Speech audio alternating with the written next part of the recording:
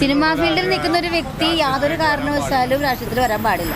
വിജയം നന്നാവില്ല, വിജയുടെ കൂടെ നിൽക്കണവർ നന്നാവും. ഞങ്ങളിവിടെ ഒരു യൂണിറ്റ് ഉണ്ടാക്കാൻ പോവാണ് വിജയിന്റെ പേരിൽ.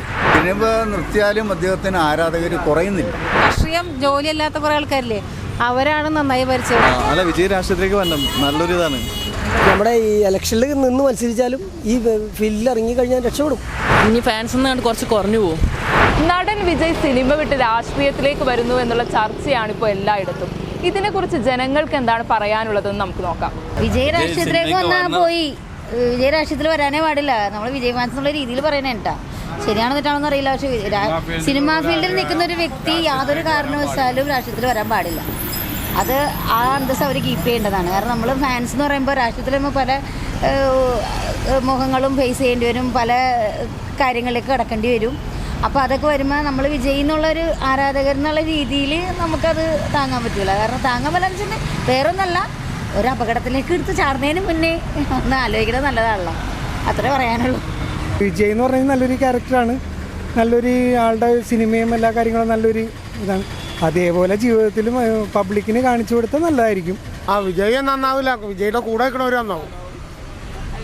വിജയനെ പറ്റിക്കും, കുറെ കാശ് തിന്നിട്ട് ആ പരിപാടി അവസാനം. അങ്ങനെയാണ് കണ്ടുവരുന്നിടത്തോളൂ, അത്രേ ഉള്ളൂ. വിജയ് സൂപ്പറാണ്, ഫസ്റ്റ് നല്ല കിട്ടും. വിജയുടെ കൂടെ നിൽക്കണവരൊക്കെ നന്നാവും.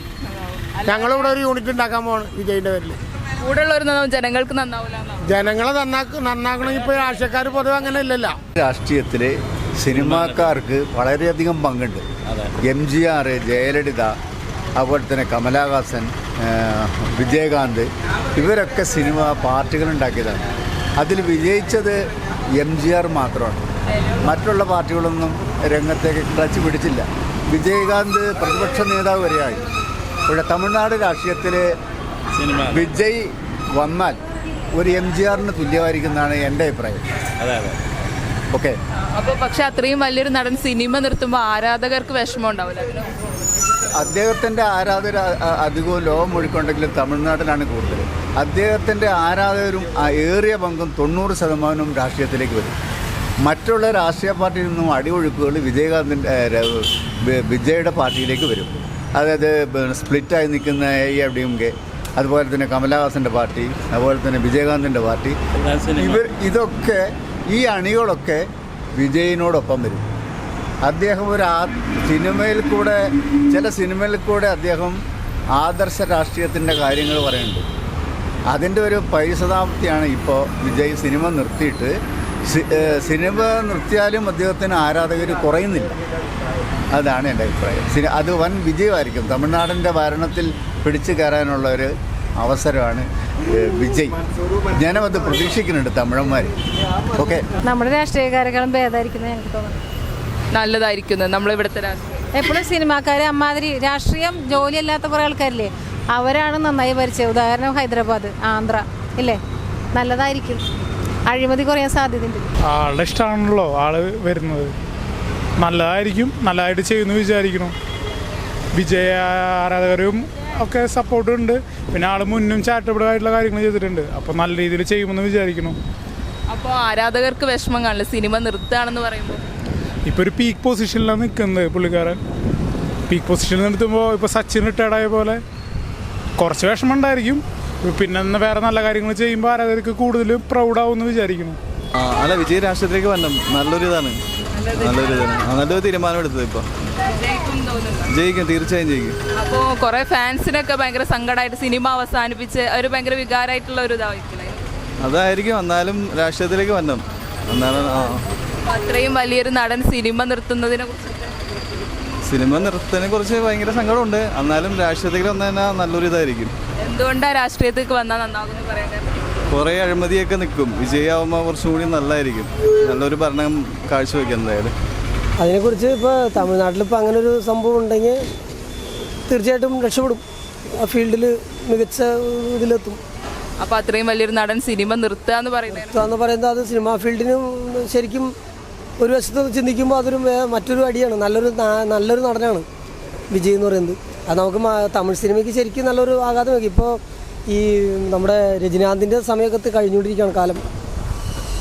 ഇനിയുള്ള വ്യക്തിയാണ്, ഇപ്പോൾ കയറി വരാനുള്ള ആളാണത്.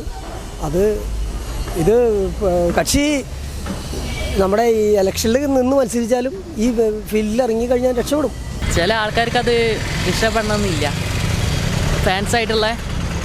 അപ്പോൾ എല്ലാവരും പറയണത്, കുറേ ഒട്ടുമിക്ക ആൾക്കാരും പറയണത് വേണ്ട വേണ്ടെന്ന് തന്നെയാണ്. എന്നുവെച്ചാൽ ഇനി ഫാൻസ് നിന്ന് കുറച്ച് കുറഞ്ഞു പോകും. അപ്പം ഇനി അഭിപ്രായമൊന്നുമില്ല, പോട്ടെ നീ കുറച്ച് രാഷ്ട്രീയം കളിക്കണമല്ലോ. അപ്പോൾ ജയലളിതനെയും MGR പോലെ വിജയിക്കും നല്ലൊരു രാഷ്ട്രീയ പ്രവർത്തകരാകാൻ പറ്റുന്നുണ്ടോ? കിട്ടട്ടെ, ആവട്ടെ, എല്ലാവരും സപ്പോർട്ട് ചെയ്യട്ടെ.